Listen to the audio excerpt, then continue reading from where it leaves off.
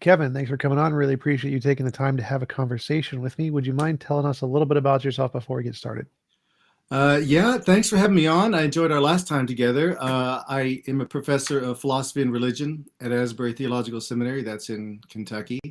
And I've taught various places. I lived in England for 12 years. I didn't know if you knew that about me, Tom. I taught usually philosophy of religion, moral philosophy. Those are kind of my two areas that I do most of my teaching, research, and writing on. And I've been doing that, I'm kind of one of those professional students through my mid-30s, and then I've been teaching since then, yeah. Cool. So tell me more about Christian faith and moral virtue. How do those things align?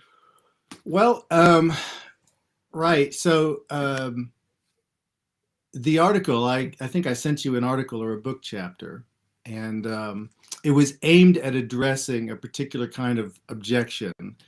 And it's an objection that I fear has been perpetuated by some Christians. If you turn on the television, you might also get this feeling that Christianity holds to this. But in fact, the traditional Christian view does not hold to this. That is, the objection doesn't work against traditional Christianity as I understand it. But the objection is a good one. And the objection goes something like this. How can it be that for Christians, you could live a life of virtue, things we all recognize as virtuous, reach out to the poor, help those in need, all these kinds of things, but not have faith? But then the scoundrel who simply has faith, especially if their faith is understood, they believe the right stuff, they live, their horrible lives, or at least not very virtuous, but they're going to be in heaven. And the virtuous person won't be in heaven, even though this virtuous person clearly has a lot more virtue lived out in this life. So so here's the objection then. If Christianity holds that, the scoundrel who just believes the right thing, on the deathbed, believes the right thing or something like that, then they're in heaven. And the hardworking, virtuous person who dedicates their lives to, say, the poor or some environmental cause or something like that, but they just simply find themselves not believing, they're not destined for full and final reconciliation with God. If that's what Christianity espouses, then that's a rather poor source of moral instruction. That's the objection. And I feel the force of that. And if Christianity did commit me to something like that, I would agree with that critique. But what I want to say is that my understanding of Christian faith, at least, and I think this is more of a historic one, is not open to that objection. The objection rests on a false assumption about the nature of faith and about the nature of heaven. So that's in a nutshell what the chapter I sent you was attempting to address. So we could talk about either one or both of those. We talked a bit last time about the nature of faith. We talk about that or the nature of heaven, but I'm going to say that objection rests on faulty assumptions about the nature of faith, about the nature of heaven, even though these faulty assumptions, I recognize, have been perpetuated in some Christian circles. And if you turn on a TV and watch an evangelist, you might have this kind of faulty assumption only galvanized in your mind. Yeah, so could you tell me, why is it a false assumption? Because that seems to be a pretty strong implication about the Bible, is that the only way to go to heaven is through Jesus, and if you don't believe in Jesus, you can't go to heaven regardless of acts or whatever. Yeah. Well, first of all, the Bible, when the Bible commends us to believe in Jesus, I can't remember if we talked about this last time, Tom, but it is a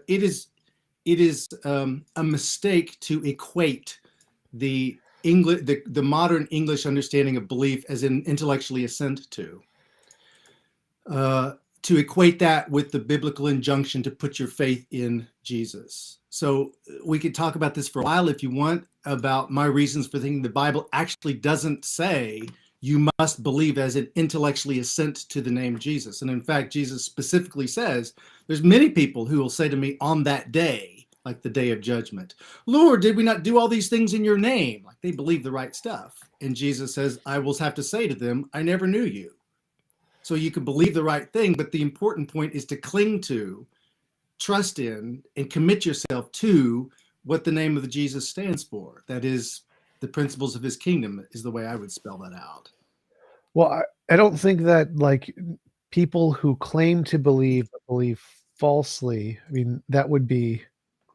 I don't think that would be contradictory to the idea that you need to like actually believe the proposition that Jesus is Lord or whatever. Those things seem to be in conjunction, not in conflict. Right. So no, right. So I hear that. Right. So if you're asking so I don't know if you're kind of getting at this, maybe you are. What about the person who just doesn't believe the things requisite for robust Christian faith? So even if faith is belief and all this other stuff, it still includes belief. Was that kind of what Yeah. you're? Yeah. Well, what I'll say a couple things. One, before the year, as far as I can see, in the 1500s, it was the working assumption among Christian writers, people like Aquinas, whoever else you want to pick out, that those who were outside the Christian church were willfully outside the church. That is the category of non-culpable non-belief. Like, I don't believe it because, like, I never heard it, for example. That wasn't even a category. So that's kind of the first thing I'll say. Second, the Christian tradition does have a long history of talking in terms of implicit faith. That is, according to Christian teaching, any spark we have of conscience or loving desire or anything that's good is a communication from God. It's a spark of the Holy Spirit. That's just Christian teaching. When I respond to that, I am responding to the Spirit of Christ, even though I don't recognize it as the Spirit of Christ. So the tradition has a long history of talking about implicit faith in Jesus. That is, making the kinds of decisions in which we're actually aligning ourselves with what Jesus is doing, even though we're not realizing intellectually that's what we're doing.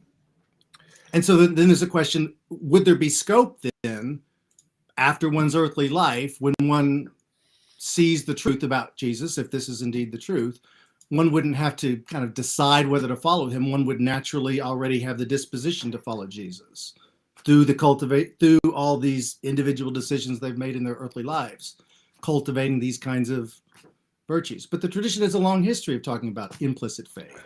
Well, I mean, So if you're like I could agree with the morals of Jesus, but not care about Jesus. Like I think the morals are important. Jesus has zero value at all. Like that seems perfectly rational. right. So what I would say to that, I don't think it's perfectly rational when you do a deep dive into the nature of heaven, like what's so good about it, which for me is just, and this is the Christian tradition as well speaking, perfected relationships. When you do a deep dive into how perfected relationships work, what keeps us from perfected relationships, then all of a sudden Jesus doesn't, in my view, doesn't become irrelevant.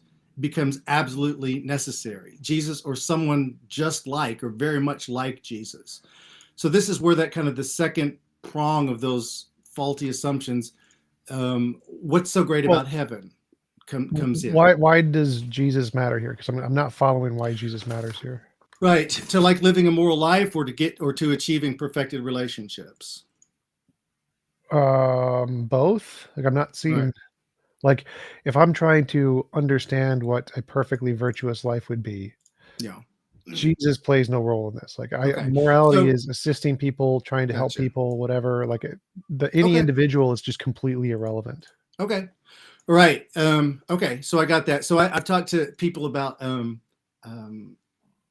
kind of the sentiment, and you may share this, Tom. It's like, well, if I were to become a Christian, I don't know that my like behavior would change any, because like I'm already committed to, XYZ. I'm already committed to, helping people. I'm already committed to policies that produce the common good, that kind of thing.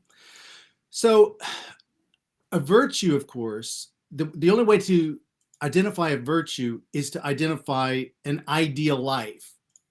So you got to start with the ideal life, in my strong view. And people like Alistair McIntyre have written about stuff like this. And then the virtues help get you to that ideal life. But without a picture of the ideal life, you don't really know what is a virtue or not, right? So would you agree with that kind of sentiment? That first you got to identify, the kind of life we're going to help others lead, and maybe the ideal life for ourselves, and then the virtues are those things, those dispositions, those characteristics that help you get there. Sure, in general. Okay, so so my strong view as a Christian would be that the ideal, and this is for me the Christian view of heaven, the ideal would be perfected relationships, and by that I mean broadly relationships where we are completely known by others and completely loved, and reciprocally we know others fully and we love them. And by love I mean benevolence, making the other person's interests my own. I make their interest my own, they make my interest their own. So that kind of, and the word that I kind of land on is the best word I know. It's not a magical word, but this idea of connecting, the connecting deeply in loving relationships for me is the ideal. Okay. So would you, I mean, we could talk about that, but I don't know if you'd kind of be on board with that or not at this point. Probably not, because I think there's lots of people who don't care about connection. Like, connection is a thing people can value and lots of people value, but it's not like the essence of morality. Like, I don't think. Well, forget about morality just for a sec. The good life. Right. That's what I mean. So, like, morality, I Okay, think, okay. is any involuntary imposition of will. So it's the maximization of whatever you think is the most important thing, which for many people could be playing video games, watching anime, and have nothing to do with relationships. Relationships are Yeah, a thing people can value. right. So I think this might be a really interesting point, Tom, where we would disagree. So I am become more and more convinced that um, those other things ultimately have diminishing returns. Like hobbies I do by myself in the long term have diminishing returns unless I'm able to share them with others. So there's a proverb. Um, it's Proverbs 17:1, but it says, "Better a dry crust of bread in peace than a feast amid strife." And what the point of that is meant to be that any like beautiful sunset or comic movie that's great or video game that I love that's really cool graphics or whatever, over time, if my relationships are more and more disordered and out of sync and I'm at animosity or I'm feeling alienated or alone, those things are just not going to be enjoyable. But if I'm in deep connection of loving others and being loved by others, then we could have just a terrible spaghetti dinner or something like that, and it'll be the best meal in the world because Well, we're that's just in empirically great false. fellowship. Like, we know See, for a I fact. don't Well, no, this I don't think isn't so. really up for debate. This is proven false. We know some people don't care about relationships. It's like, we know that psychologically it's a fact of nature. Some people don't care about relationships, and so what makes a video Well, game enjoyable for them is not involving other people. That's why there's right, single player video games. Like, the whole point of right. these games is there are no other people there to bother you. Do And you do you think that in the long term, like just indefinitely, like hundreds of years, that genuinely would be like the good life for them? Like yes, they're alienated from others. yes. Well, okay, Like, so this is the we're thing. just This is a fact of autism, is that people who have autism have a special interest, and that special interest is the most important thing in the world to them, and Mhm, literally nothing else matters. So mhm, some people could be like just into trains, as long as they have their train mhm, collection and working with trains. Literally nothing else in the world matters to them, and they are perfectly happy. mhm. So Well, human action is just yeah, completely. the perfectly happy bit. We might have to. That might be the key issue for us, Tom.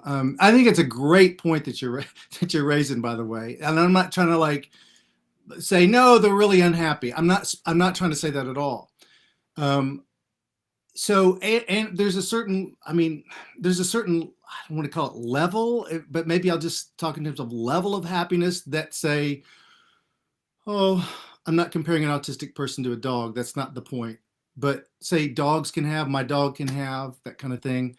There's a certain kind of connecting and flourishing, though, that I think humans can have as, I would say, partial ultimate causes of their own actions, that we can connect creatively. Like I can add something as a person creatively to this enterprise, and you can as well.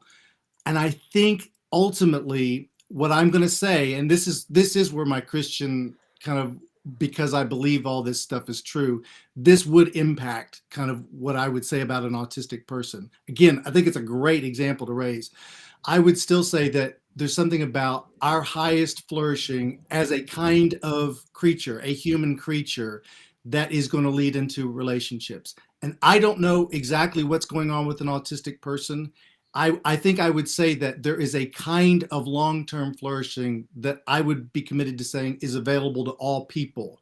It may be that certain, and I just cannot speak intelligently about exactly what's going on in the brain of an autistic person and how that might be changed or something like that, or healed, if that's the right word. And I don't want to be, not trying to be like paternalistic and say they need to be healed or something like that, but maybe we're just not going to agree on that. So I kind of this is an empirical question. We know for a fact neurologically, but you don't know the level. But you don't know the level no, of no, we know long-term. all of that. We can any measurable fact. We can say it does this make people happy and value, and say there's some people who don't care about that, and that they get no value out of that. Human relationships cause them nothing but stress. They want to live in the forest and be alone because they don't like human relationships. It adds no value to life whatsoever, and we can measure the level of stress. Like we know for a fact they Yeah, don't gain value out of these things. the particular relationships they have. No, they just don't like relationships. They do not value human interaction. It's So not, they don't care about any human relationship. They don't want any of it. so it seems like a good model or a good test of this would have to be, they would have to be participating in relationships of genuine, like where I've made your interest my own, you've made mine, reciprocally knowing and loving one another, and they experience that, and they just say, yeah, I experienced it. I'd rather just Yes. video. Okay. That's I don't know what how they you do exactly a test like that. Like to heal all the relationships. No, you can't say that they've done that, Tom. Come on. No, we've literally. I've never been in that kind of a relationship. I mean, I've had great relationships in life, but nothing like perfected like that. No, we've done this. This is literally a thing. We know people don't value relationships in the way that you're stating, but right, they may not. Okay, they may not value them, but look, I may not value things like forgiveness because I want to hold on to my grudge, but that doesn't mean that I'm going to flourish in the long term by holding on to it. No, that's exactly what it means. No, it doesn't. So it's like so you have a view of, is about value and what you find valuable in life. I mean, if you find that can't be wrong. That can't be right, Tom. That can't be right. That's you're applying your own biases and you're not understanding other people's perspectives, and that's all it is. Like we know people have the greatest amount of flourishing with no human interaction. Human interaction does not add amount flourishing to anybody necessarily. There's no connection whatsoever. You mean the greatest amount for them right now? No, given their relationship forever. And we know that empirically. Yes, we know that empirically. All of the empirical data shows that because relationships. Where's the eternal test? Relationships are literally no different than chocolate or video games. Some people like them, some people don't. There's no added amount of flourishing from one than the other. It's just this is what helps some people. This is what helps some other people. Okay.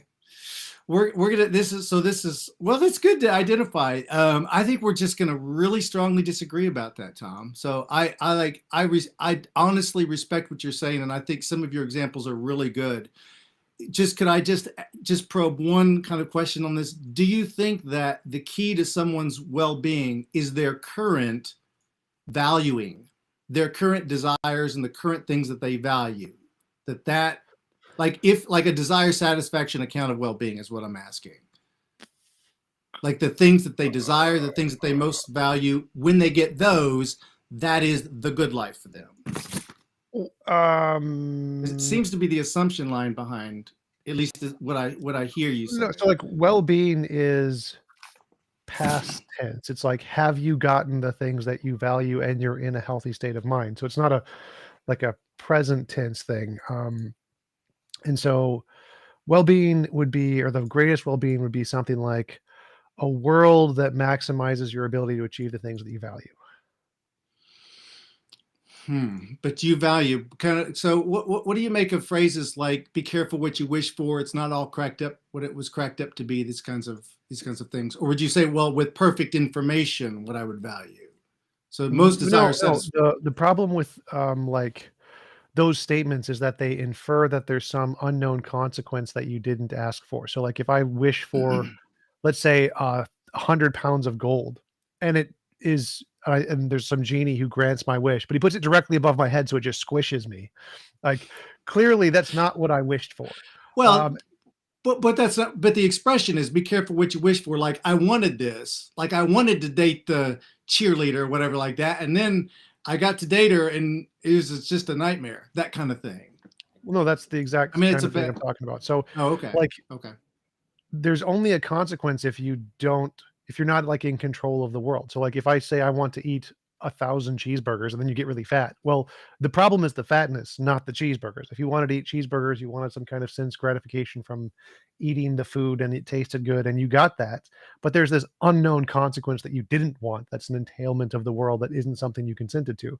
So there's the only reason that you have to be careful what you wish for is because the way the world works has rules and limitations to it that you didn't consent to. And so when you wish for one thing, these entailments that are tied into it related to a world that you didn't want are also coming with it. And so it has nothing to do with the way the world should be. That's simply a pragmatic limitation of the bad way this world is. So So there I would don't. be there would be no be careful what you wish for if there was actually a perfectly well-being statist world. So I don't know about that. So you don't think we can ever be in error about what is genuinely going to make us happy, not because of information about the world, but just what will make us happy? Like I thought I'd be happy if I told, if I really had this, told my mother-in-law this or that, and I did it, and it just made me feel worse, or it made the What made the relationship even worse, or things like that. Well, I don't think happiness and well-being are the same thing. Like, for example, I can want to play a very difficult video game and it's going to make me very unhappy. It's going to add a lot of stress because it's a very difficult video game, but that's Mhm, the point. So mhm. well-being isn't the ability to get happiness or know everything with 100% certainty. It's the ability to achieve the things you value, which may be to go through the struggle of a video game and to play something What difficult to what do. what right. What about so would you allow that some things like the happy surprises, like the old, I mean, this is an adage, like you get taken kicking and screaming like at Christmas time or something like that when you're little, and you get taken to the retirement home. You're like, oh, why do we have to go there? But then you go and it's like you see the faces brighten up, and then the kid leaves saying, like that was really, really good. Would you allow, you're happy with that too, aren't you? I mean, No, if would you're an you, adult, it's immoral to force someone to go to some place they don't consent to. do you have children, Tom? I'm not trying to be No, smart. that's Okay. irrelevant. So I'm saying adults, forcing adults to do Okay. things they don't consent to. It's immoral to force an adult to do something they don't consent to. Well, this is an interesting question, Tom. This is one of the um, this is one of the for me issues that why we need Jesus. Kind of circling back to this, to live into perfected relationships. One, I think, in even the best kinds of relationships marked by, like, I want this person to do well, like I'm not wishing ill of them, I love them and they love me, is this conflict in life between wanting to further their interests as I think best or as they think best.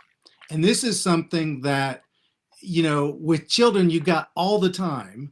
And frankly, I don't know if I mean, you don't have to share about your parents. I'm not asking you to share, but I'll just quickly share.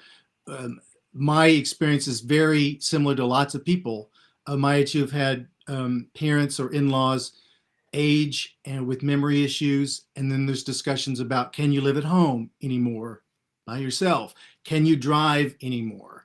And so they, this tension between they want to be, so they want me to pursue their interest as they see their interests best. But I can only pursue their interests as I think best. And I take into consideration what they value and how it's going to affect them when I just kind of ramrod it or make them do something, to put it crudely. But this is like a under I mean, this is like under the surface, I would say, of all good loving relationships. Even in a marriage, this like happens in good friendships all the time. Or I'm I not need to following.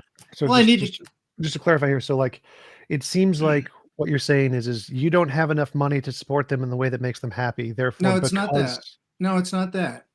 It's what they want, autonomy, but I don't feel it's best for them because they could fall, they could hurt because right, themselves. right. So there's some natural way the world is that will infringe on them that they don't consent to, that, and because there's this natural way the world is that they don't have any control over, you're going to impose some other restriction on them to protect them to that natural way the world is. Now, if you get rid of that natural way the world is, say they just have eternal youth and they don't have to worry about falling and breaking their bones. Now, would you force them to be in an old folks home, or would you You mean say, okay, yeah, if I could heal their dementia or yeah, yeah, give yeah, them a pill all that'll of the heal the natural dementia? limitations. So the Well, dementia, sure. right? So now you'd never ever force them to do something that you want over what they want, because there aren't these Well, natural limitations.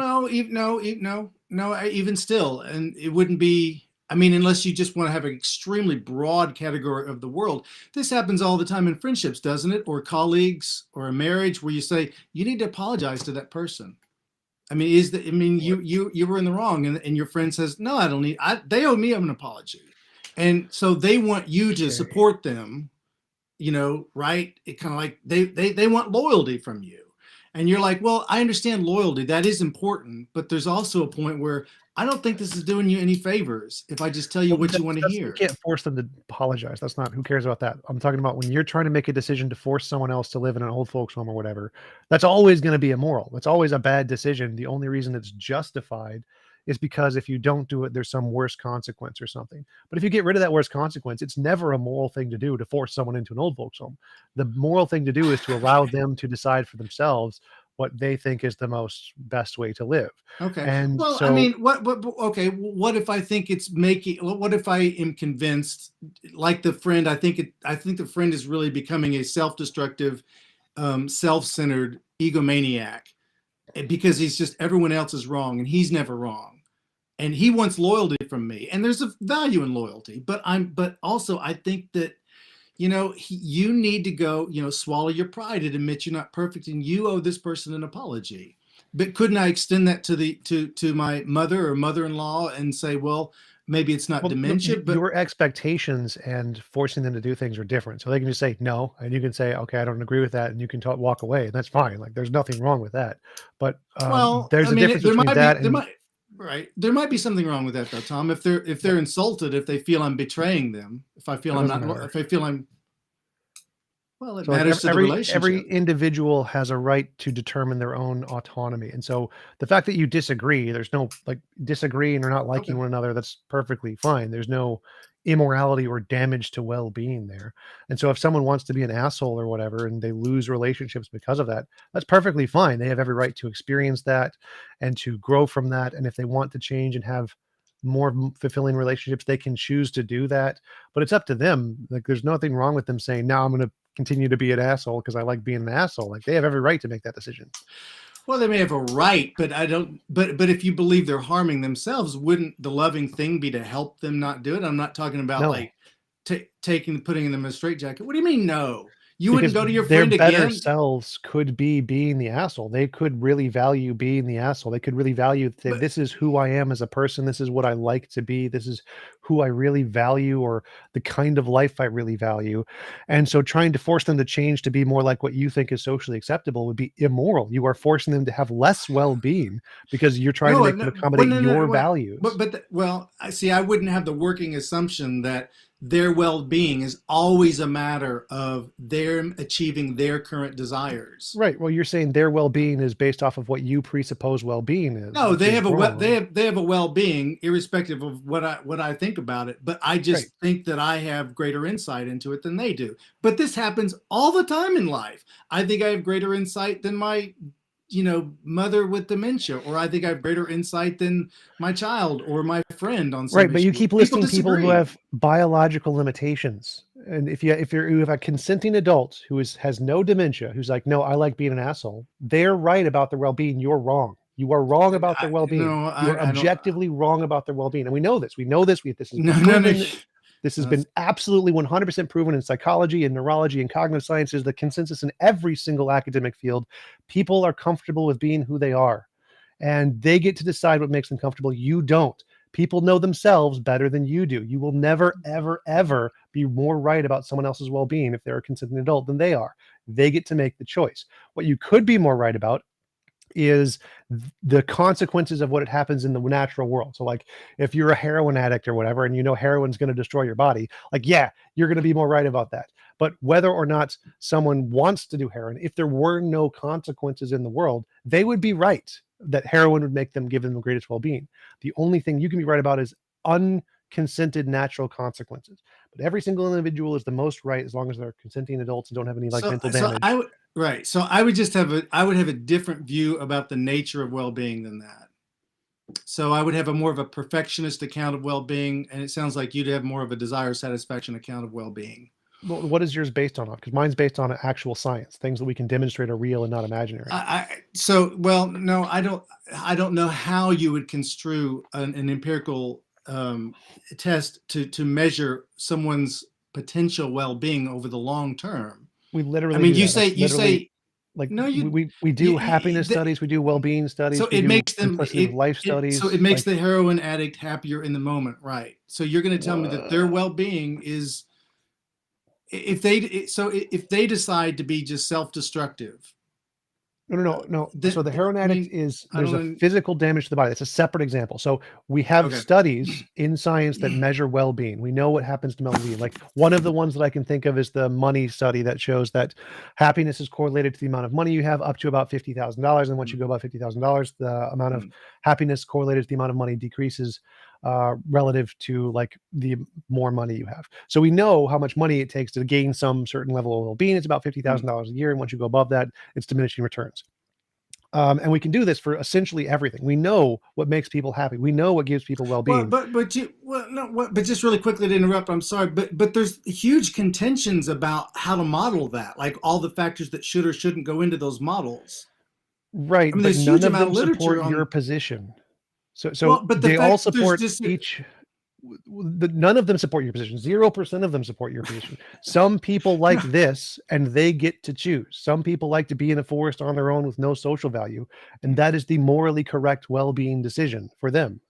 And we know it is because we can then measure their brain chemistry. We can show the difference between a highly stressed person and a non-stressed person, right? And show the damage to the brain, and show they are have significantly more well-being being alone in the forest than being with anyone. In that moment, given what they're doing and given the state of their other relationships. Okay. No. Objectively, for their entire life, this is the only rational conclusion. Saying that, I can imagine something differently when maybe their well-being is different is just fairy tale land. It's not fairy tale. It is literally fairy tale land. We know for a fact, this is undeniable that some people don't like being around other people under any context ever. Never, ever, ever, under any reason. They do not like being around other people. They like being alone. And that is perfectly healthy for them. It is more healthy for them. And if you force them to be around other people, you're causing them suffering. It is never beneficial for their well-being. It doesn't matter what the person is like. So like they go to prison and they get locked in solitary confinement, and it's actually a blessing for them.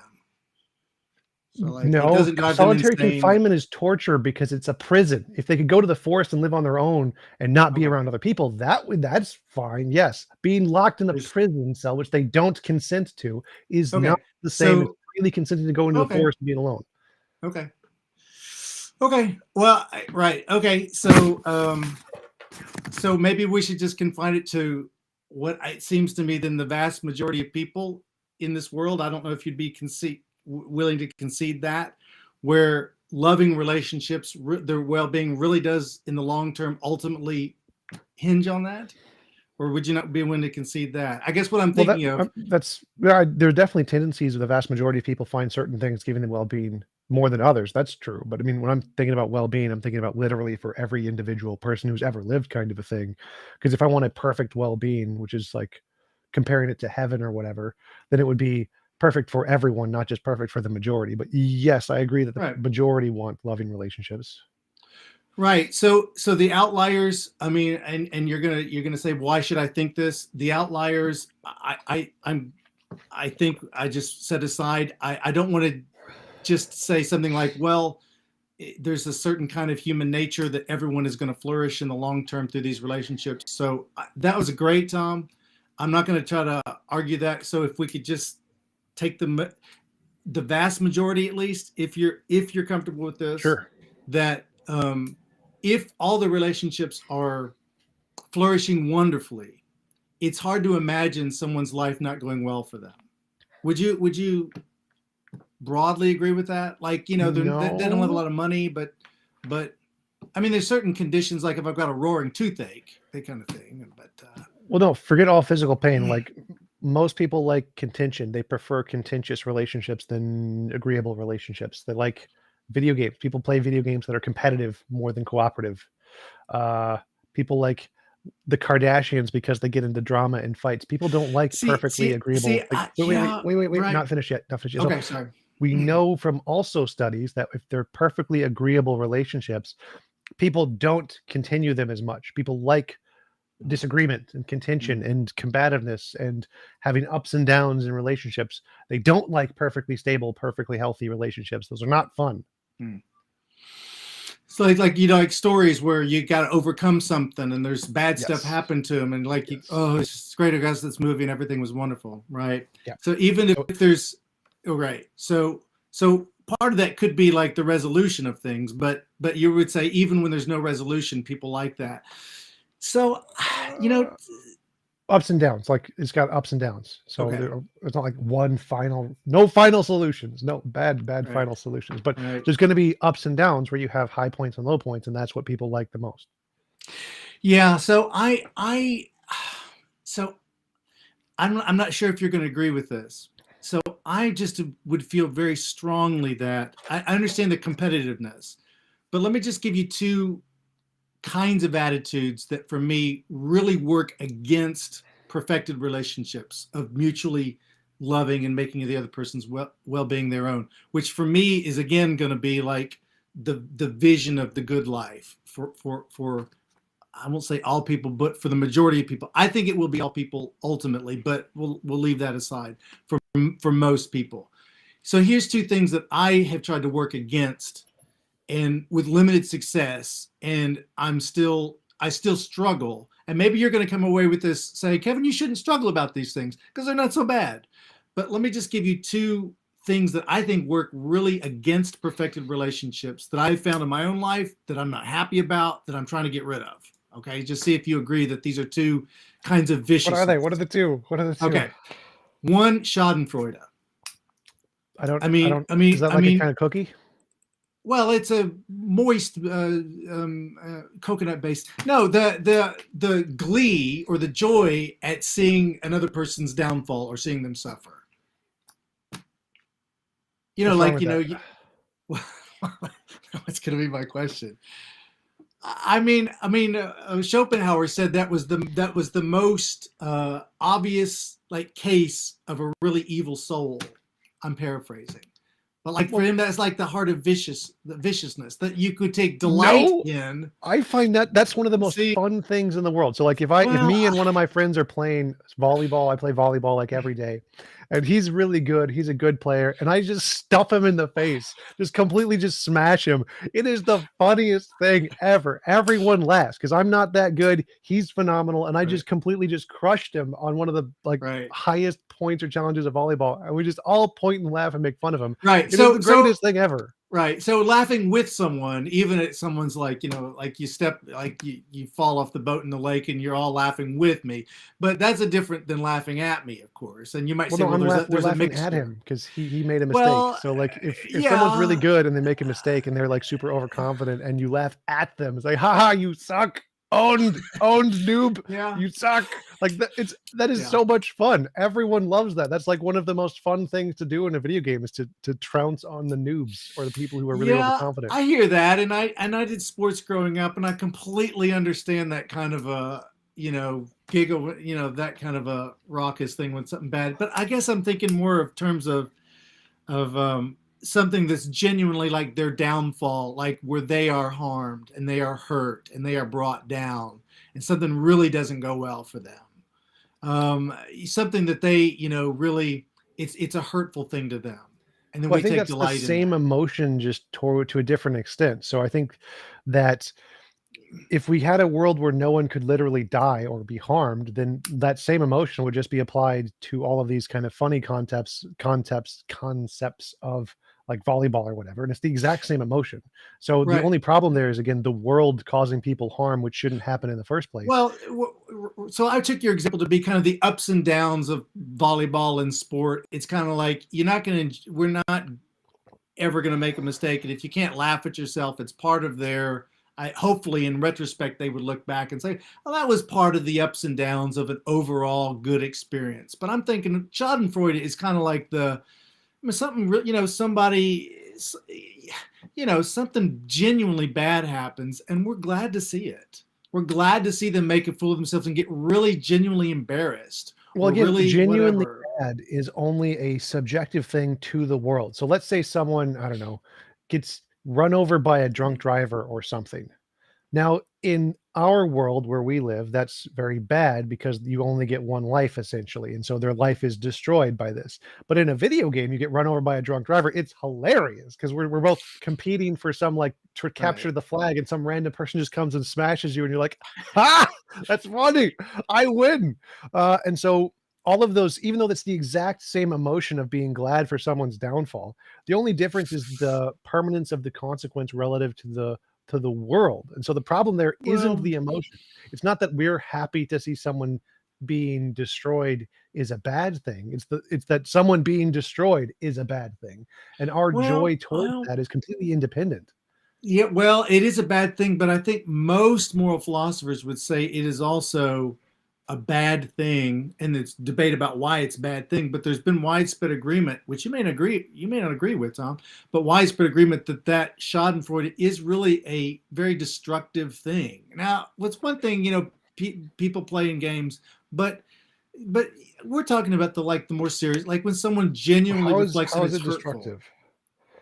Well, How that's is it kind of destructive to have that that's kind of feeling? the interesting question. My take would be that it undermines your ability to participate in the kinds of relationships that ultimately long term will make you flourish, like these where we make other people's interests our own. I mean, it's fun in the moment. Yeah, but it's ultimately Well, self destructive.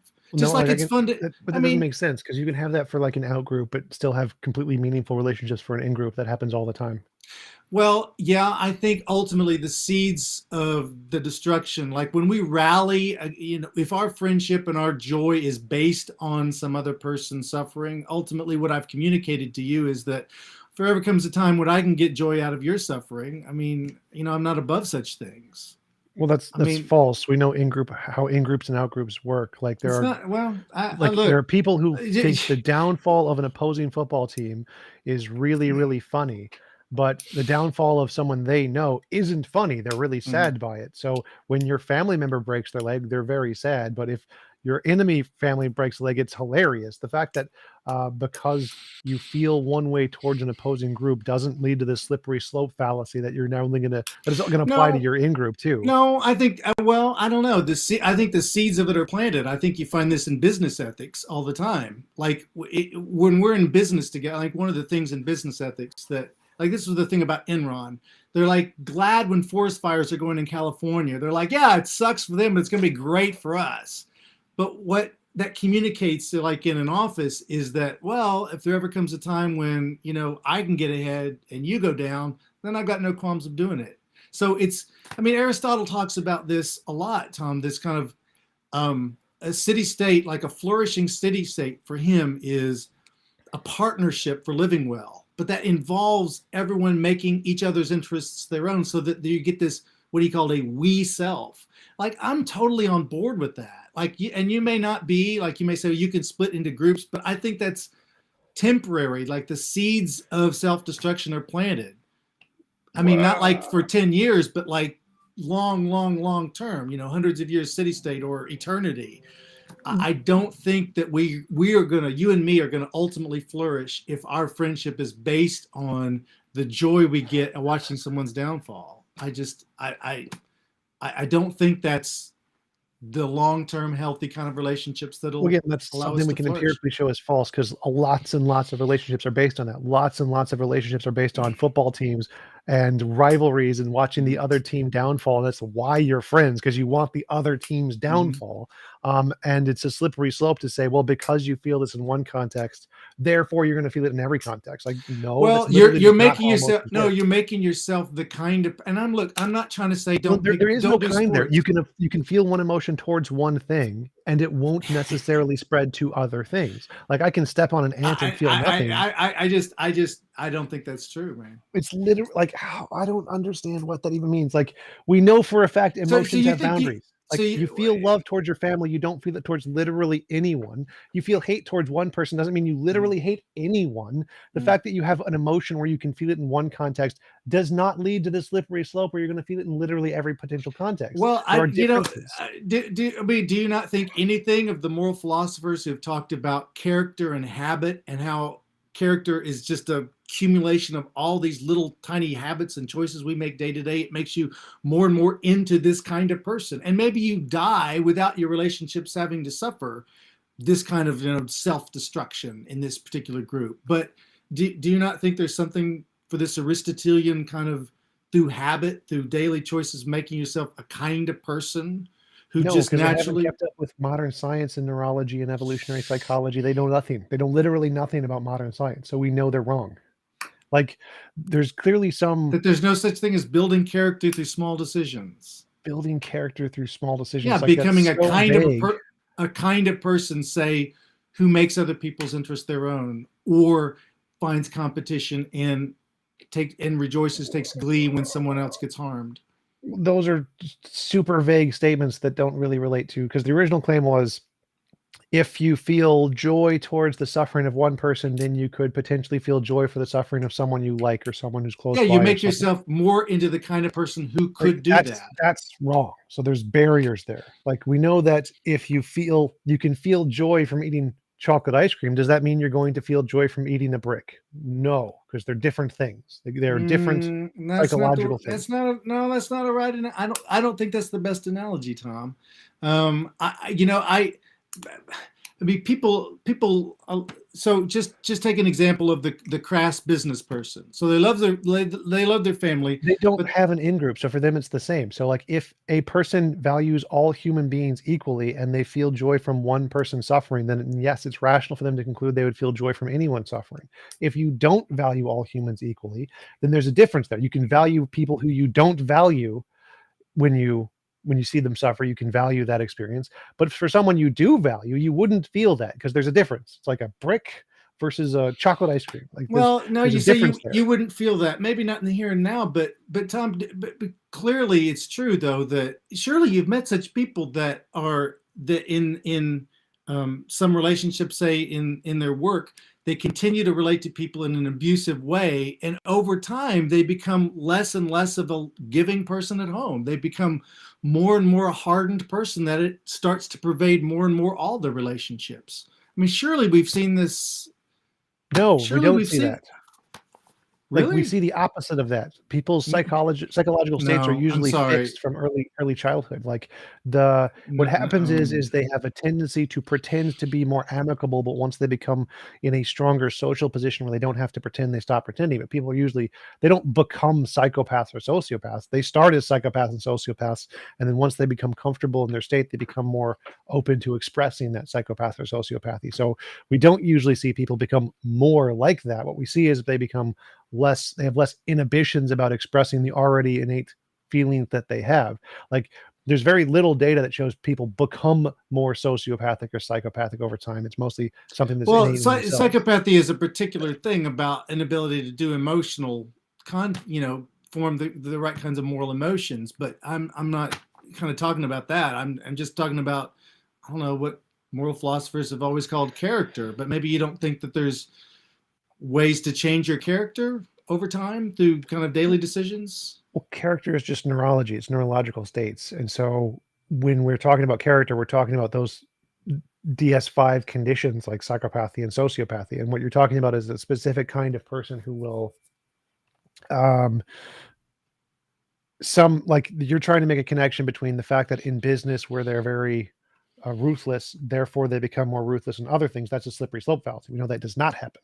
Um, we know that, like for example, people who are drone pilots, You don't think that when someone makes a, well, okay, go ahead. Sorry, I don't want to interrupt you. like The people who are drum drone pilot. pilots and they are killing people overseas and destroying their lives, they are they don't become desensitized to killing people. They still are very, very aware of killing people. It doesn't make them like, oh, it's okay to kill people. Like, no, The military isn't like, oh, I killed people overseas, therefore I'm just totally fine with killing people. Like, no, they have lasting mental damage from that far more often. So the fact that you're saying that because they do this action, it doesn't make them more comfortable with that action in all contexts. That's not how it works.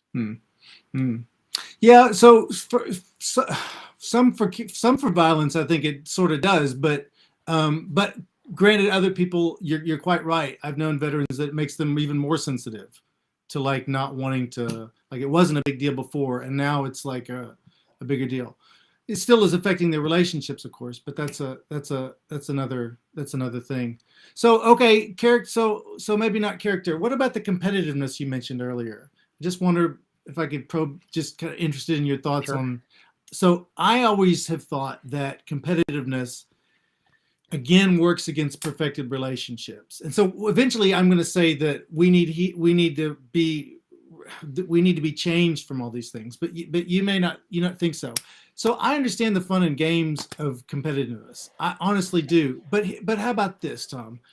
The competitiveness where the people in your field, and it's always the people closest to you. Like if someone's doing really well in, I don't know, it's like a painter. I don't care, let them do well. But like someone who's doing the same kinds of career tasks or career path that you're taking, the same projects you're trying, and they're really successful, like they skyrocket or something like that. This kind of this, even if they're your friends, and this is what's so pernicious, even if they're your friends, this feeling that I've not really made their interests my own. Actually, I'm kind of secretly wishing they're not that they're get killed or something, but they're fail in some way, or at least not be that successful, because it just because I don't, this competitiveness. Do you kind of find that to be, again, something that just is antithetical to perfected kinds of loving relationships? No, that's like why it's funny when I smash on the guy who's my opposing volleyball player. Like, it's because I have the desire to want to defeat him. I want him to fail, and they want him to fail because he's the best one on the team.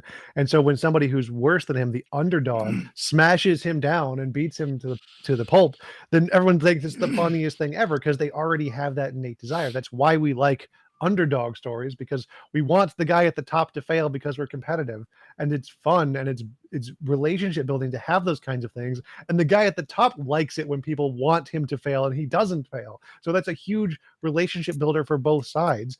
And as long as it's not like 100% success or 100% failure, then that builds a very strong relationship because you have these ups and downs. And so if the guy at the top does occasionally fail and you find it absolutely hilarious, that builds connection with the people he's playing with and with the underdogs. And if he's successful most of the time, that builds that competitive relationship where the underdog wants to beat him. Right. And so this entire dynamic of having those competitive desires is a huge benefit to these kinds of relationships, which are some of the strongest that there are. Video game friends or competitive sports friends, Kobe versus Jordan or whatever. Like, these are some of the best friendships that there are, but they are very competitive at times, and even like yelling and punching each other at times, but they're still like the best friends. Yeah, well, I'm kind of a little bit reminded of a couple kind of not my immediate family but extended family relatives that have passed on fairly recently, and they both, I think, could be characterized as saying they've got a million people who loved them, in terms of like they thought they were a great guy and they were kind of friends, but the immediate family members found them to be unlivable. Like they couldn't live with them, so they're estranged from like immediate children and their spouses. I guess what I'm saying is, and I'm not trying to say, like you just said, these are the best friendships. I'm not trying to say, oh, well, those are superficial friendships. I'm honestly not trying to say that. But at the same time, Tom, wouldn't you think that like in the truly deepening relationships, like where we're sharing a life together, like you and I are like best friends going through, the ups and downs and being there for each other in the crises moments, or being in a, family and you're married to someone and have children, the idea that like I'm competitive, like that I'm not embracing their well-being, that I can't celebrate their successes as my own, that's not destructive.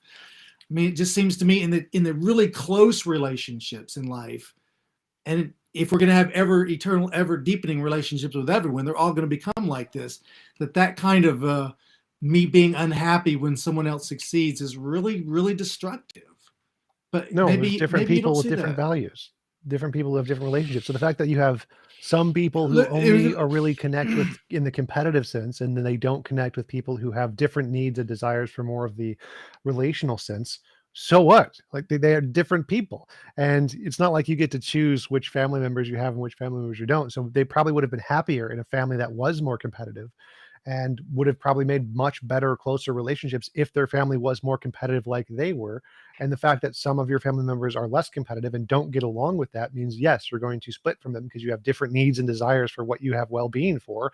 And you're going to connect with different human beings who more share those needs and desires. It's like Republicans and Democrats, or Packers fans and Minnesota fans, or like, yes, there are people in your family who have different values and connect with different people who aren't the same as your family. That's not a bad thing. It's just people have different values. Well, they do, but I just wonder that the competitiveness, if you're able to really share any long-term, genuine, deep relationship of like, sharing a life together and all, like if you are unhappy when they do well at a certain level, like there's a certain level you're unhappy with that. It just seems to me that that's really, really destructive. Well, again, But this seems like a slippery slope fallacy of you're saying I am well, happy any single time they suffer or fail. Like every right. time they suffer, that makes me happy. Like, well, Right. no, it's like I'm So only I get happy. I Take my volleyball example for a second. Like, I'm only happy if I smash on him in volleyball. I'm not happy like if I see somebody run him over in the streets. So the right, fact that I can feel joy towards his suffering in some context doesn't imply that I feel joy for his suffering in all right. contexts. And So so I can still have a meaningful relationship with him, even though I still feel this joy from his suffering in right. volleyball. So couple things, a minor thing and a major thing. And the major thing is really something that I should have emphasized more at the beginning, because Tom, these are good. I mean, thank you for raising these. I need to bring you to like a moral philosophy conference, by the way. The minor point would be like, here's someone who doesn't think Schadenfreude is bad. Like, screw Schopenhauer and all those cats, and he thinks, and Aristotle about character and all like that. And we eschew all that kind of stuff as well. So I really I'm do need down. to Give me a I plane need ticket. to I'll I be need, there. I need to bring you along and see, like, well, these things that moral philosophers kind of take for granted, as it were. But anyway, the major, like, video game, that's great. You need to go to a moral philosophy conference and bring that up about like the wishing ill on your, like, friendship. Some like title of paper like friendship colon, the good of wishing ill on your bestie or something like that, and have Yeah. people look at the title and like, what is it? But anyway, so the major point would be that what I'm going to say, and this is like, if you don't believe in an afterlife and all this, then you might say, well, that was great in theory, but it's irrelevant. If there is an afterlife, and if there is eternity of ever deepening relationships, so that all our relationships, and Christianity is more kind of the image that they have of these perfected relationships, is that a marriage relationship is just a reflection of that. It's just one aspect of a much deeper kinds of relationships we can have with tons and tons of people in this kind of eternally ever deepening relationships where we're more and more known by the others, and the others more and more know us. That and we so my and I've got an argument in a book for this. Ultimately, our relationships are going to move in one extreme or the other. They're going to end up either where we make others' interests our own in genuine benevolence for all people, or they will end up in ones of acrimonious, like Mr. Potter at the end of A Wonderful Life, kind of. If you know that movie, it'll be like perfected relationships, or like completely self-destructive relationships. And I don't have time to, like, that's like a long chapter of a particular book, but that assumes like eternal, ever deepening relationships where God removes some of the contingencies of this life and allows our well-being to hinge on the state of our relationships with one another, with God and with one another.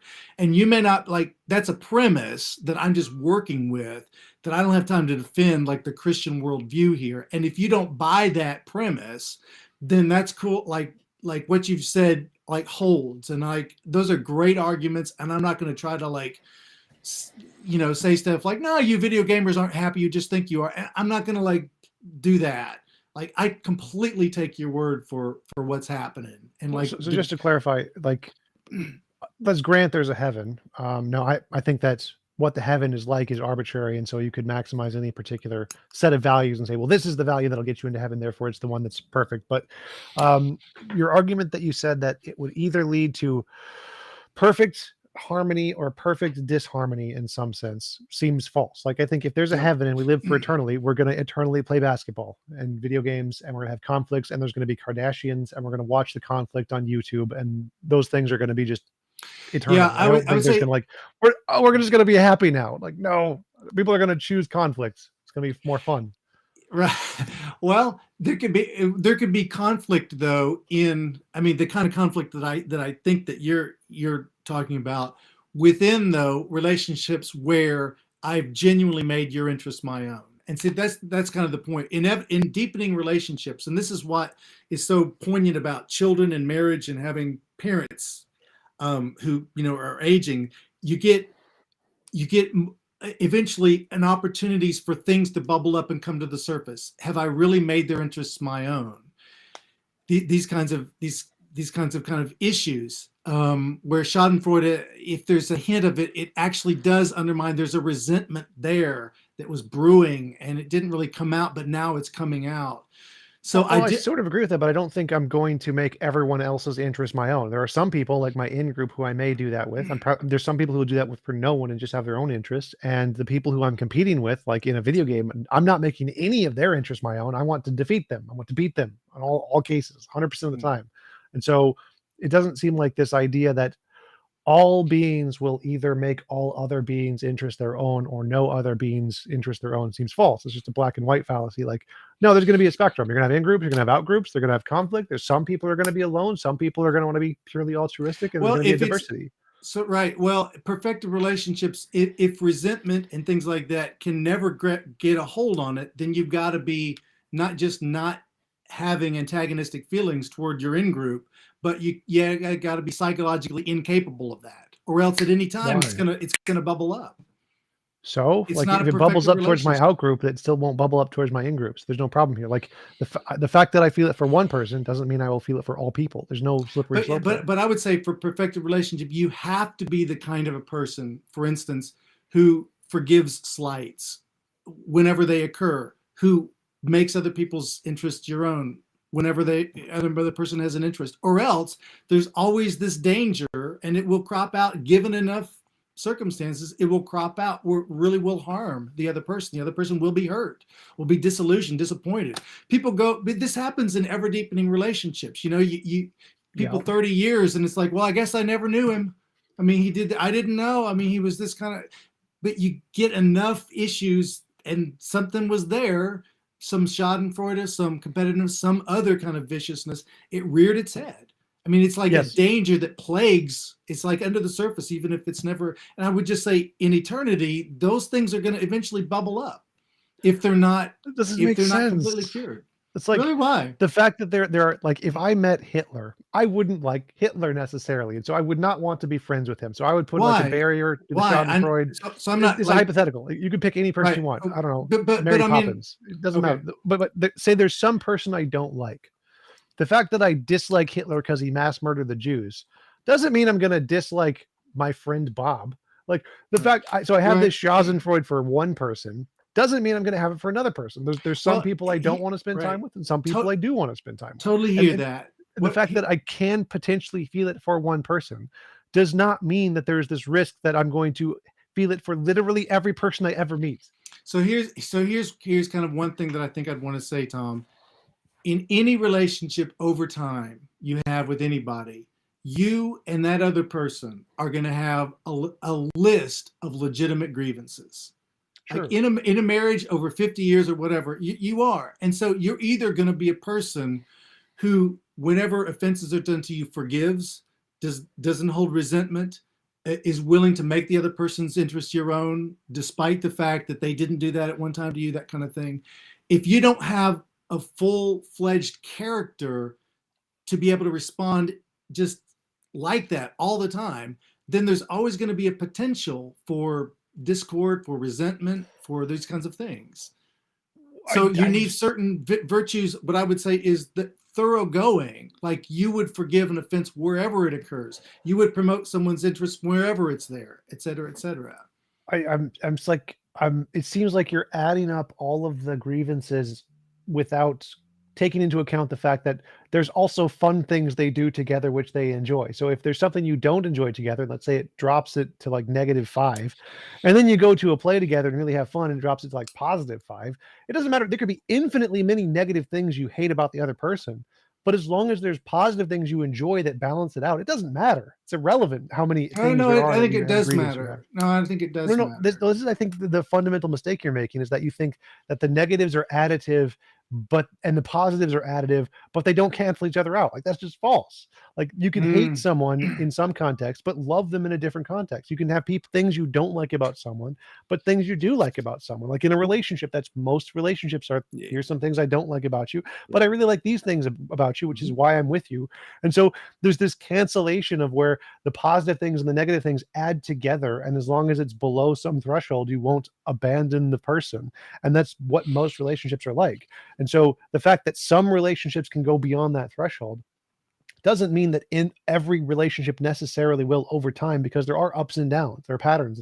It can balance Mm. out. It can go positive infinitely, it can go negative infinitely. So there's lots of different variations there. The fact that you think that they will all necessarily tend towards negative doesn't make any sense, negative or positive. Yeah, I think. Well, I think. Well, I mean, I can't. I do think they will ultimately either be perfected or they'll be ultimately self-destructive. I do that. Not in this life, not.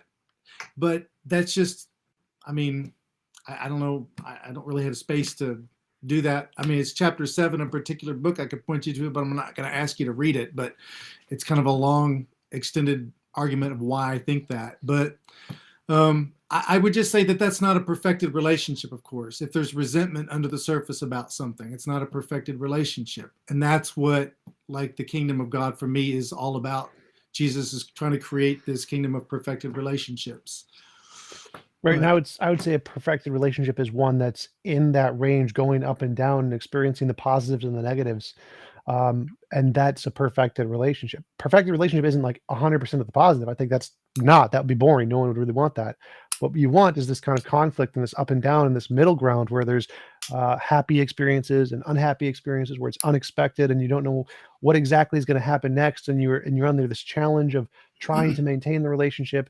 And sometimes it's successful, like the movie you mentioned. You don't want a movie that's just happy the whole way through. You want conflict resolution, and you just will go to a different movie with more conflict resolution. That's the perfected relationship. Matrix, perfected relationship. Kung Fu Panda, perfected relationship. Not perfect happiness. right, yeah. Well, some of that unexpectedness and things like that, and surprise and all that, you could have when people perfectly make others' interest their own. You could have, but certainly you wouldn't have the up and downs of like resentment. Do I get over this? Do I? You wouldn't have that in a perfected relationship. So, in as much as you think that's part of a perfected relationship, I'm just going to disagree with you. But I totally get that. That's like, well, won't we be bored in heaven then in perfected relationships? And that actually is a subject that there have been articles and books written about. Like, why wouldn't you be bored in heaven, like in perfected relationships? Like, you just sitting around, what, just like singing love songs? I mean, it's just boring after a while. So I totally get that there's a potential issue there. I think that can be addressed, but I would say that resentment, things like that, wouldn't be part of perfected relationships, even though surprise and adventure and all that could very well be. Well, I just disagree. I'd say that if you have resentment for someone and then you like get back together with them and you work it out, that's usually a more fulfilling relationship than one you never felt resentment for. So if we watch movies, the ones that include resentment but still have some kind of positive resolution are better than the ones that have no resentment. I think the final state is, yeah. And of course that's what we're doing. If there is such a state of perfected relationships, we will have had to work through a lot of stuff.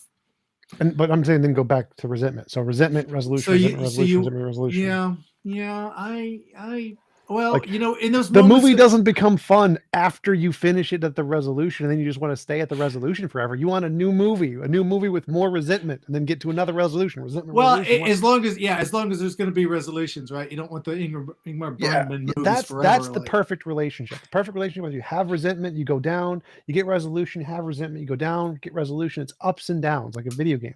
Challenge, conclusion, competitiveness, and then winning and losing. You want the ups and the so it's downs. interesting. That's the perfect relationship. So your view of heaven, if there's a heaven, would be this kind of ups and downs where there is Yeah. some kind of like betrayal at points and some kind Yes. of like Literally. shenanigans, like that really hurt me, Tom. I mean, that was cruel, but Yes. we got over it. And Yes. I mean, video games and anime nonstop. so then my list of virtues would have to be things like forgiveness. It would have to be benevolence. It would be Boring. obedience, because someone has to coordinate all these people's well interests. It would be humility, to know that I cannot like attain these virtues on my own, and I cannot plot the course of how this is going to happen. I got to give my life in the hands of ones who's coordinating all this and giving me the power to overcome competitiveness and Schadenfreude in ways I can't do myself. Those would be my virtues. I'm just kind of interested, would be the Christian virtues. So I'm interested kind of like what your virtues would be for a life of this up, like if that's the best life, the ideal life, the up and down, the virtues would be, I don't know, similar list or No, not so there's similar freedom list? of choice. It'd be like the ability, That would be the involuntary, virtue. involuntary imposition of will is moral. Voluntary assistance of will is moral. Involuntary imposition of will is immoral. So people get to choose for themselves the kinds of lives they want to experience. They'll have the ups and the downs, and they can change that over time, experience more ups and downs. They can just try stuff. And Freedom. you think things would work out if people just got to Work out. There would be ups and downs. So there would be working out and then not working out, and then working out and then not working out, then working out, then not working out. So it would be, as long as there are physical limitations on the amount of damage that you can cause, like if it's physically impossible to kill somebody, then yeah, eventually things are going to work out and not work out eternally. And it's going to continue going up and that up and down thing. And it's going to be like a video games forever. And if you want to take a break for a billion years and just chill in a forest, go for it. Gotcha. So just to complete, and then we talk as much as you want about whatever you want, but just to complete the original misunderstanding about the objections about virtue, how good do you need to be to get to heaven? How much do you need to believe? Broadly, here's what I would usually tell people. I usually say, who will be in heaven? The people who want to be there will be in heaven. I mean, until 1500, the Christian tradition didn't know of this category of ignorance being a final factor in whether someone is fully and finally reconciled. And I firmly believe ignorance is in no way a fact. I think there's strong both biblical claims for that and just theological claims about why ignorance is not going to keep someone out of heaven, if you put it that way. So who will be in these perfected relationships? The people who want to be there. But I do know that you got to get, in my view, you got to get rid of the Schadenfreude and the competitiveness and other stuff. Competitiveness, Tom, I'll just tell you, I'm better than I was. Like, I was super competitive growing up. I honestly think that I've gotten better. And I will say, by the grace of God, I believe that. Okay, Schadenfreude, I'm still genuinely wrestling with. Like when political people, like certain ex-president or something, when I read a headline of like they might get something coming to them, like there's a glee. And it's not just that the truth is going to be exposed, which is good. It's not just that justice is maybe going to happen at some point, maybe, which is good. It's also, I don't like this cat. And the idea of him suffering brings me some joy. And I can't, for me, I mean, you might say good news is you don't have to get rid of that. But I mean, I can't seem to get rid, like it's there. And I can't, like I try, but that's like, my point is I'm an ongoing work and I know I can't get there by myself. So this is why then Jesus becomes necessary for me. It's like somebody's going to help me do this in ways I can't seem to do it on my own, just through trying to pray for enemies and things like that. I can't, like I can't seem to get there. So that's kind of my short answer to why things like humility, things like making Jesus Lord are going to be necessary for me to live into these perfected relationships. But of course, I have a different view of perfected relationships than you do. And that's been one really interesting thing today, Tom, is that you've such an interesting picture of what you think perfected relationships are. I mean, I just think it was a really interesting picture that I kind of saw you painting. I don't share it, but I think it's really interesting to consider that. And I honestly appreciate hearing it. Is an interesting challenge. Yeah, I think that freedom of choice and the desire or the ability to live or an experiment with life how you want is better than perfect lovingness of everyone. I think that's boring and irrelevant. I think to each their own. If some people want to do that, it's fine, but it's clearly not the objective standard because not everybody wants that. It would not maximize happiness or maximize well-being for everyone. It would maximize it for some people who want that, which is great. But an objectively better system would be one that maximizes what everybody wants, not just what this one particular group seems to like. And so I'd say, like, no, a better system would be let people choose for themselves what they want, and the people who want all lovingness can have all lovingness. The people who don't need it. That's a better system. So in perfect autonomous choice, that would be kind of like heaven for you. Sort of. It'd be It's like many my options. world where you could like design your Well, own universe and then play your video games. And then if you want to go to the forest for a billion years, go to the forest. And if you want to like come back and do more video games, that's great. Enter another person's world if they accept it. That's great. Yeah, the freedom of choice thing where you can go try stuff is a better world than so obedience. just really quick, and this isn't really a challenge to you or anything, and this is such a broad statement, you might say, that I just lumped together way too many things. But it is true that in terms of the number of choices people can make today, it's incredibly unprecedented. Choice about what to read, choice about what career to do and where to do it, where to live in the world. I mean, for most of human history, man, you grew up and you did the trade of your parents in this little local place, and there just wasn't a lot of choice. So if autonomy was really a key to happiness, and I'm not trying to be a big challenge, but this is just kind of my challenge to you, if I could put it.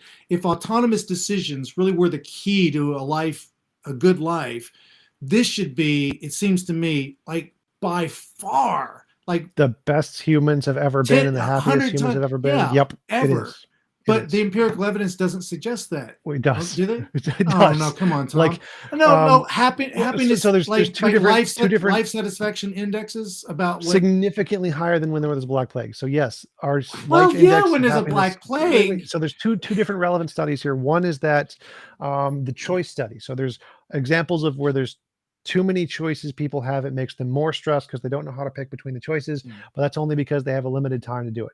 They have infinite amount of time to do it. They don't have the same stress of picking choices. And so the fact that they have a life expectancy of X number of years and they only have a certain amount of time to pick the choices to get the job done adds stress because there's more choices, but the amount of choices is greater than that of the limited time you have to make a choice, and that causes stress. If we just had infinite amount of time, that wouldn't be that'd be fine to have infinite number of choices.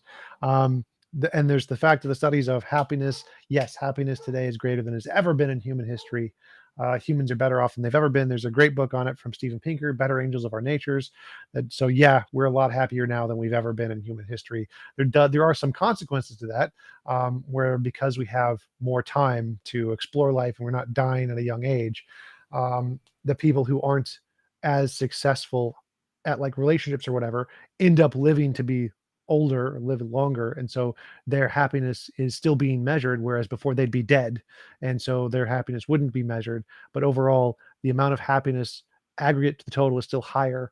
And there's what is called survivor bias, where the fact that the unhappy people can live longer, their numbers are also now accumulated into the data, where before it wasn't because they were dead. And so if we incorporate those data into the past data, yeah, there would be a lot more misery. So we'd have to like count dead people, suicide rates, death rates as unhappy people. And if we put that data into past history, yes, most people were dying. So they're a lot less happy than the people today who are not dying. They're not as happy because they still have depression and stuff, but they're significantly more happy than if they were dead, presumably. So a lot of things about healthcare and things like that certainly have hugely improved kind of happiness. That I can get my toothache fixed and I can all this kind of thing. But I guess I'm thinking of the studies about people's sense of belonging.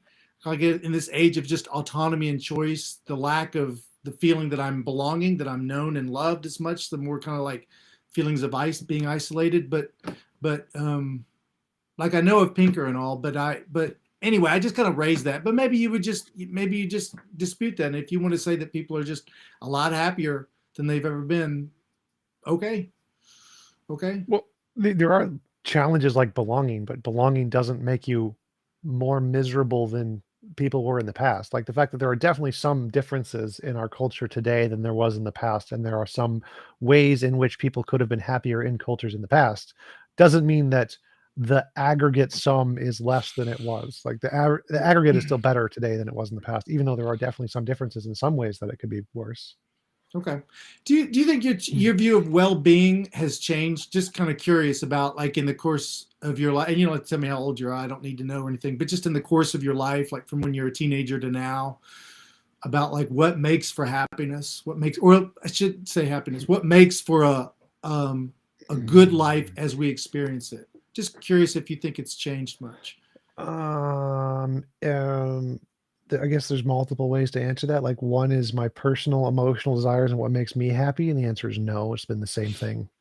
And then there's the model of happiness and what I understand happiness to be fundamentally for everybody. And yes, that's changed with my understanding of philosophy and moral theory. And as I've learned more, I've tried to make that more accurate. But what subjectively makes me happy, no, it's the same.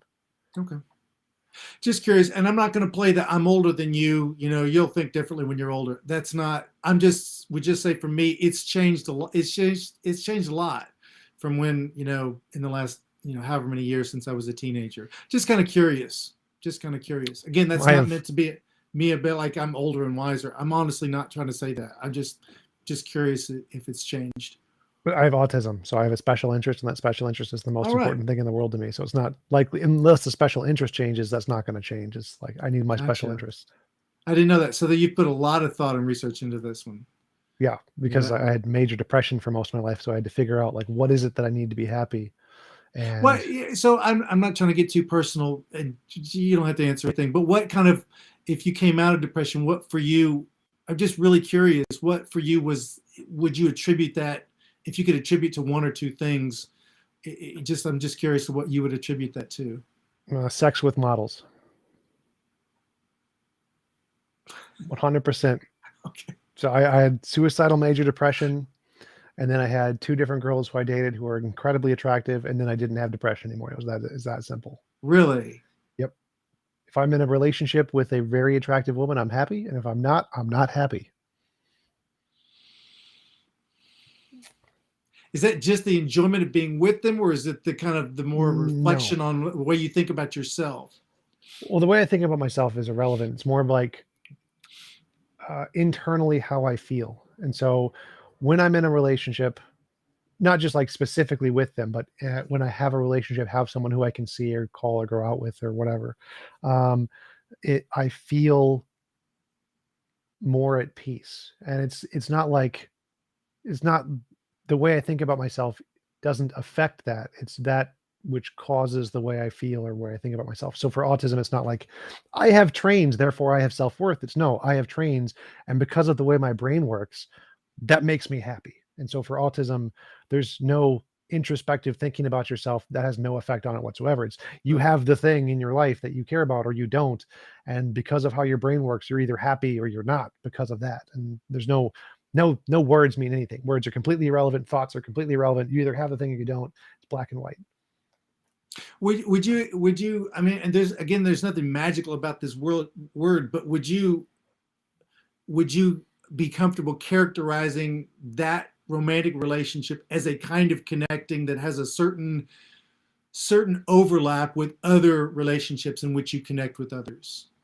Kind of this idea of sharing a well-being, becoming a we self of a kind, where you share, being known and loved by the other person, or do you kind of think that's a completely different kind of relationship than my relationship with my gaming friends or other kinds of friends? Well, I would say like I don't have a relationship with other people. Like all of the other things are superficial for me. I do them because I have to, not because I want to. So like friends for me, family. Like, they're not people I want to spend time with. I'd rather play video games, watch anime, and just never speak to any of them. But I have to function in the world. And so my relationships with women is more like, this is what I actually care about. This is the relationship that matters to me. Everyone else is just superficial. I'm doing this as a job to function, and that's it. Gotcha. And do you think that that's an ideal relationship, like with girlfriends, or do you think that part of that is like it's a pointer to kind of like a perfected relationship? If that question even makes sense. So I'm just thinking of people like C.S. So- Lewis. C.S. Lewis would say something like, well, all these relationships are like, there's parts of them, there's aspects that are a part of a kind of a perfected relationship. He's going to say with God and others, in this godly kind of coordinated community. But I guess I just wondering, does that at all ring true as a possibility, or does that just seem so incredibly ridiculous to you that could be like a part of a larger kind of perfected relationship that we're all longing for, to use C.S. Lewis's terminology? Well, unless God looks like an 18 to 25-year-old supermodel, then I don't think so. So it'd be very strange for that Okay. kind of relationship to look like some kind of perfected relationship. It doesn't quite make sense to me to think of it that way. Sure. I totally get that. Okay. Just curious. Interesting, Tom. Really interesting. All right. Well, we have been going for about an hour and a half. I'm getting hungry, so I'm gonna get some food. Thanks again for coming on. Really appreciate it. It was a great conversation. Do you want to give any links or references where people can find more about your work? No, well, that article about the fate of the good person was in this book here about a new theist response to the new atheists. Just really quickly, I've got a book on divine wrath, and then my latest one was on the nature of desert claims. If anyone's interested in desert as a category, I'd be just interested if anyone wants to email me to Pudding, talk I like about pudding. desert. Well, yeah, no, more like deserving things. Although the dessert pudding thing is a great idea, and I could write a book on that. It'd be probably good research. But like what it is to deserve something. But just finally, I've got a manuscript on moral intuitions, what they are, and what normative properties they're tracking. And I'm just looking for sometimes people to engage. If anyone is interested in this subject of moral intuitions and wants to talk about it, or would like to read a section of it and just give feedback, that would be great. I just kind of am making that plug now, wherever, just because I'm looking for people to read and engage on moral intuitions. So thanks for that. Yep. Thanks. Great talking to you, and I'll talk to you later. Thanks, Tom. Bless you, man.